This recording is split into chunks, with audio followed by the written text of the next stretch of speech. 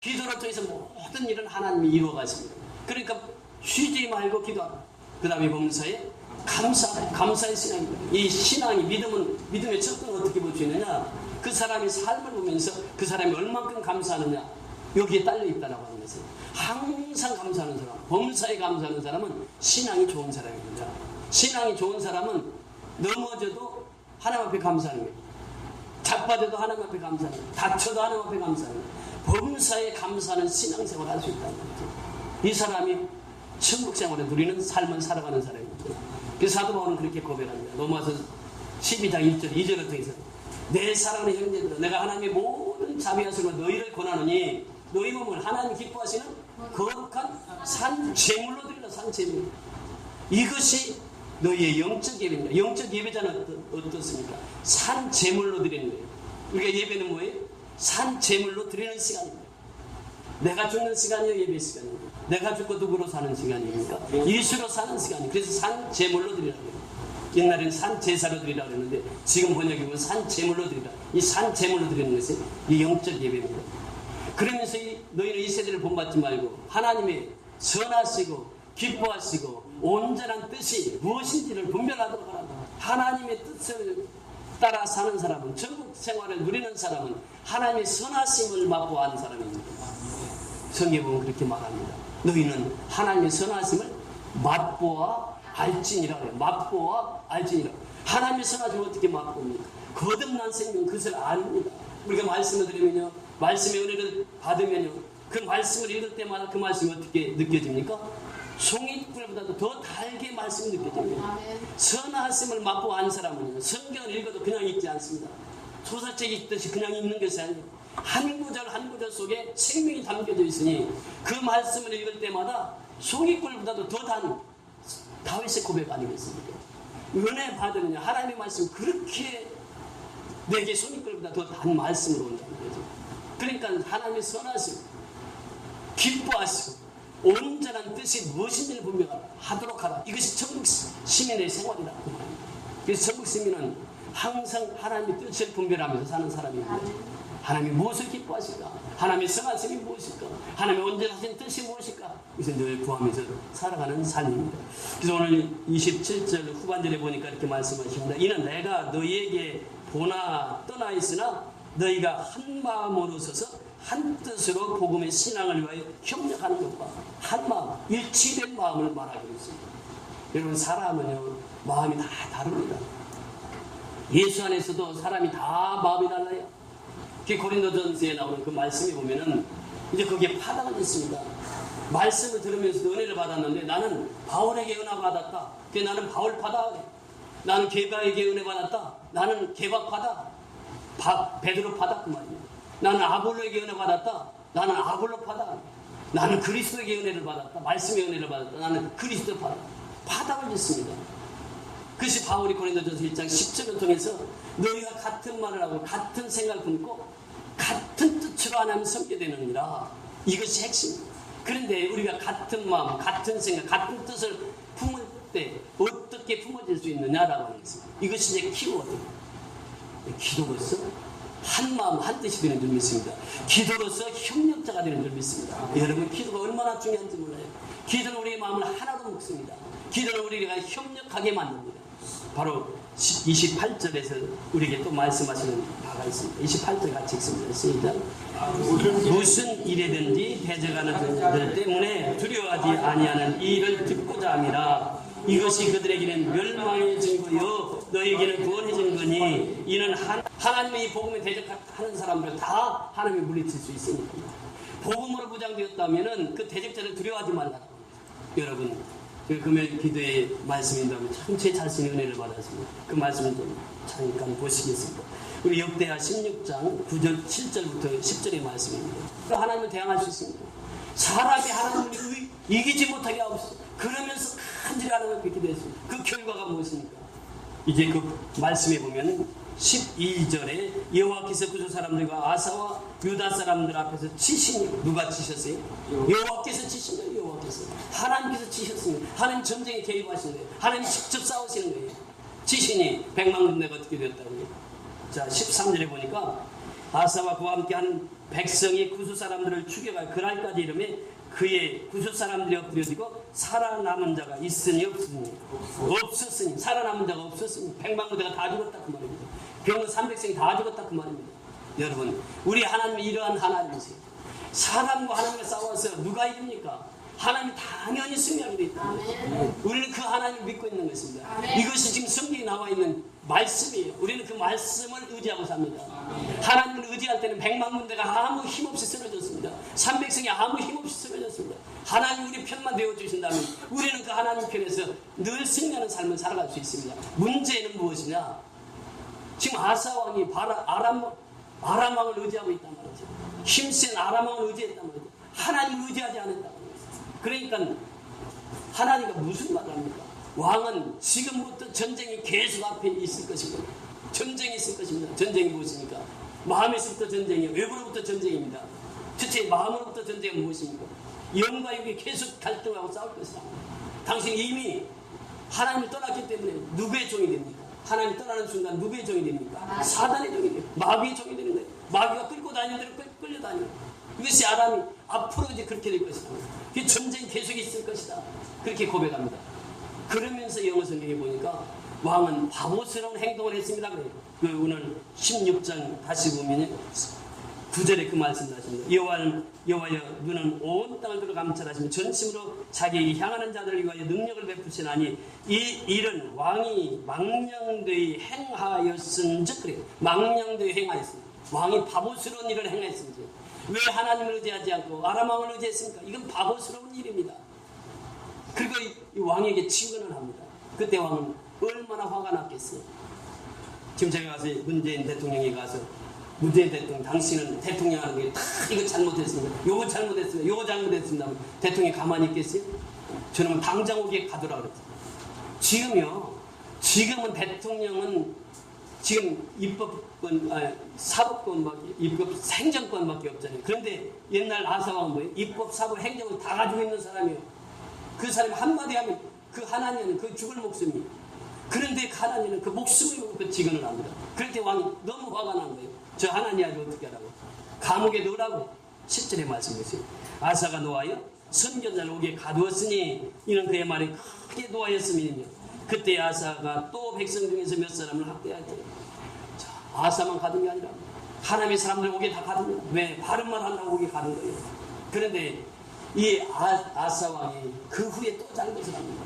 그 바로 밑에 보면요 12절에 들어가서 보면 아사가 왕이 된 지 39년에 이렇게 표현합니다. 39년에 그의 병들어 매우 위독하였으나 병이 있을 때에 그가 여호와께 구하지 아니하고 의원들에게 구하였더라. 여호와께 구하지 않아도 여러분 병들면 어떻게 해요? 의원 찾아가야죠. 약을 써야죠. 그런데 더 중요한 것은 뭐예요? 하나님께 구하라. 하나님 앞에 구하지 않아요. 그 의원에게만 매달립니다.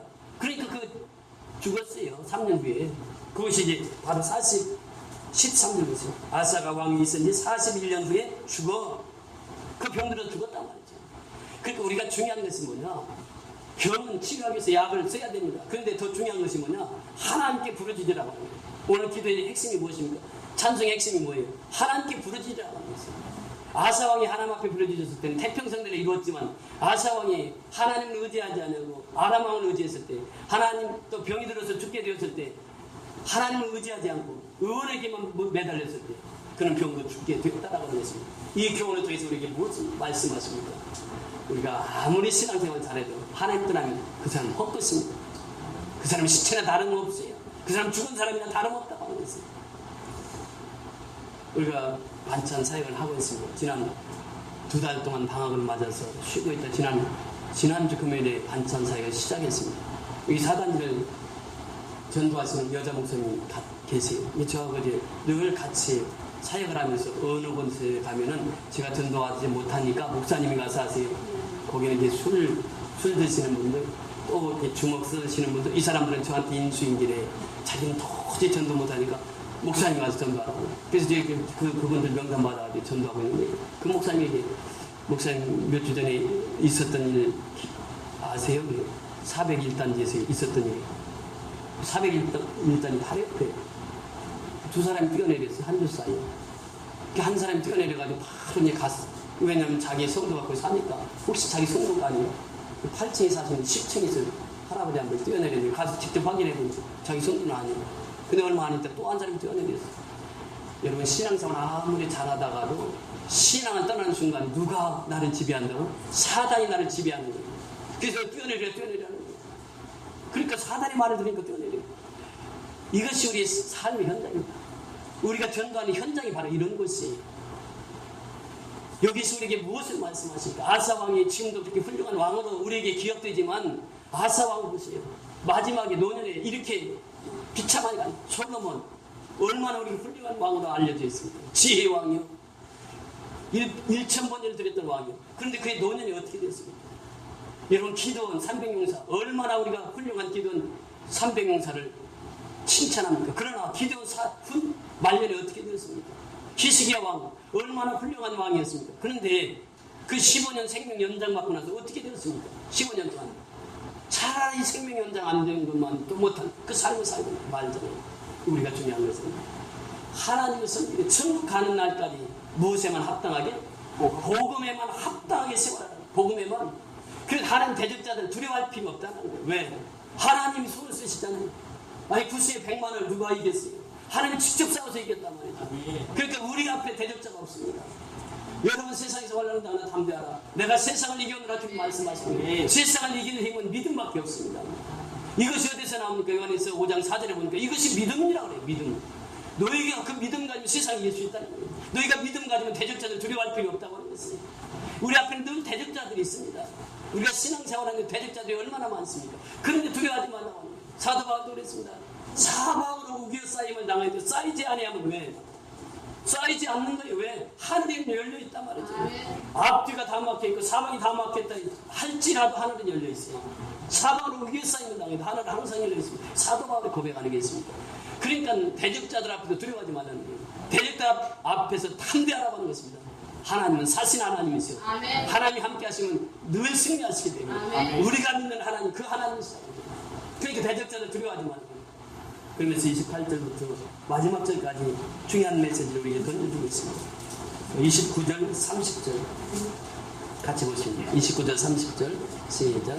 그리스도를 위하여 너에게 은혜를 주신 것은 다만 그를 믿을 뿐 아니라 또한 그를 위하여 고난도 받게 하려 하십니다.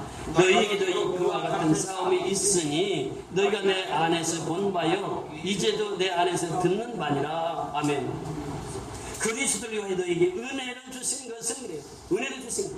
은혜를 주신 것 두 가지. 첫째는 너희 믿을 뿐 아니라 너희가 믿으니까 믿는 너희에게 은혜를 주신다고. 하나님께서 은혜 주신다는 누구에게 은혜를 주신다고요? 믿는 우리에게 은혜를 주신 거예요. 두 번째는 뭐라고 말씀하신 거예요? 고난도 받게 하려 하십니다. 하나님께서 은혜 주신 목적은 두 가지입니다. 첫째는 믿는 자들에게 은혜를 주시고 두 번째는 믿는 자들이 어디에도 동참하라고? 고난에도 동참하라고. 이것이 바울이 우리에게 주시는 교훈의 메시지입니다. 여러분 그렇습니다. 고난에 동참할 수 있는 삶을 살 수 있어야 돼요. 성경은 우리에게 말씀하십니다. 생각과 내 현재의 고난은 장차 우리에게 나타날 영광을 촉히 비교할 수 없다. 촉히 비교할 수 없는 거예요. 우리는 잠시 받는 환난에 경한 것이 지극히 크고 영원한 영광이 중요한 것을 우리에게 이루게 하리니 우리 현재의 고난은 아무것도 아니고 장차 영광과 비교할 수밖에 없다. 이것이 성경의 말씀입니다. 이 사도 바울은 고백합니다. 사도 바울이 이렇게 고백합니다. 나는 선한 싸움을 싸우고 달려갈 길을 마치고 믿음을 지켰으니 이제부로는 나를 위하여 의의 면류관이 예비되었으므로 주 곧 의로우신 재판장이 그날에 내게 주실 것이며 내게만 아니라 주의 나타나심을 삼은 모든 자에게 되니 저는요 이 말씀을 준비하면서 히스기야 왕을 떠올렸습니다. 아사 왕을 떠올렸어요. 기도원을 떠올렸습니다. 솔로몬 왕을 떠올렸습니다. 그런데 그들은 마지막에 인생을 하나님 이렇게 잘 섬기고 살다 마지막에 하나님 떠났던 사람들이. 그런데 바울을 보니까 어때요? 마지막 그 이유입니다. 나는 달려갈 길을 달렸고 싸울 길을 싸웠고 선한 싸움을 싸우고 여기까지 달려갔다. 선한 싸움을 싸웠던 분이 다윗이 바울입니다. 그러면서 그는 무슨 고백을 합니까? 나는 무엇을 지켰습니까? 믿음을 지켰습니다. 믿음을 여러분 믿다가 낙심되게 되면 믿다가 하나님을 떠나게 되면 하나님의 형벌에 그 심령 속에 임하지만 마지막 순간까지 하나님의 믿음을 지키면 어떻게 됩니까? 하늘의 복이 그 심령 속에 임하는 것입니다. 마지막까지 믿음을 지킨다고 하는 사람은 어떤 사람입니까? 어떤 환난이 와도 어떤 핍박이 와도 두려워하지 않습니다. 단호하게 믿음으로 나갑니다. 바울의 신앙 고백이 바로 그것이었어요. 마지막 순간까지 하나님 믿고 의지하며 살아갔다고 하는 것입니다. 이런 믿음은 바로 그것입니다. 고난에 동참하는 것입니다. 이런 미국의 대통령 중에 벤자민 프랭클린이라고 하는 그 유명한 대통령을 아시지 않습니까? 이분의 고백입니다. 이분은 학교 가는 것이 딱 1년밖에 없습니다. 집이 너무나도 가난했습니다. 배운 것이 1년밖에 없어요. 자기 학력이 1년이나 공부한 게 초등학교 1학년 다니다가 그만뒀어요. 근데 그 사람이 어떻게 대통령이 되었는가? 어머니가 항상 그렇게 했습니다. 어머니가 받은 그 은혜의 말씀이 있어요. 그래서 벤자민 프랭클린 어렸을 때부터 그 어머니가 주신 받은 은혜의 말씀을 벤자민 프랭클린에게 그것을 암송하도록 했습니다. 그것이 말씀이 무엇이냐면 그 잠언서 22장 29절입니다. 자기 일에 견실한 자를 보겠느냐? 그는 왕 앞에 설 것이요 선한 자 앞에 서지 아니하리라. 이 말씀을 어머니가 늘 묵상하면서 그 벤자민 그 어린 아이 때부터 이 말씀을 암송하게 했어요. 그러면서 네 가지를 어머니가 항상 그 벤자민 프랭클린에게 교훈을 주었습니다. 첫째 뭐냐? 너는 이 말씀대로 정직해야 된다. 정직해야 된다. 이것이 너의 자산이 된다. 두 번째는 근면해야 된다. 너는 하나님 섬기면서 근면해야 된다. 세 번째, 너는 전략해야 된다. 모든 것을 전략해야 된다. 네 번째, 너는 성실하게 살아야 된다. 벤자민 프랭클린은 이 어머니가 주신 말씀, 잠언서 22장 29절 말씀을 가지고 일생 동안 살았습니다. 그런데 초등학교 1년밖에 안 다닌 그는 미국의 대통령이 될 수 있었습니다. 어떻게 될 수 있었습니까? 바로 어머니가 물려주는 신앙이었습니다. 내가 자녀들에게 무엇을 물려주기를 원하십니까? 여러분 재산을 물려주기를 원하십니까? 여러분의 지식을 물려주기를 원하십니까? 내 자손에게 재산 물려주기 지난번 말씀드렸잖아요. 화장터에서도 싸우더라고요. 돈 있으니까 싸우는 거예요. 재산 가지고 싸우는 거예요. 부모 지금 화장하면서 싸우는 거예요. 이것이 인간입니다. 돈을 물려주시겠습니까? 지식을 물려주시겠습니까? 맞아요. 벤자민 프랭클린의 어머니는 성경 한 구절을 물려주었어요. 그는 미국의 역대 대통령이 될 수 있었습니다. 요한 웨슬리는 참 성실하게 살았던 거예요. 영국을 뒤바꿔놓은 사람이 요한 웨슬리. 여러분 영국의 역사를 보세요. 대영 제국이었습니다. 그 대영 제국이 어떻게 이루어졌습니까? 그들은 해적성이라면 그들의 강탈에서 먹고 살았던 나라가 영국이었습니다. 그런데 말씀이 들어갑니다. 요한의 수인이가 그 말씀을 받습니다.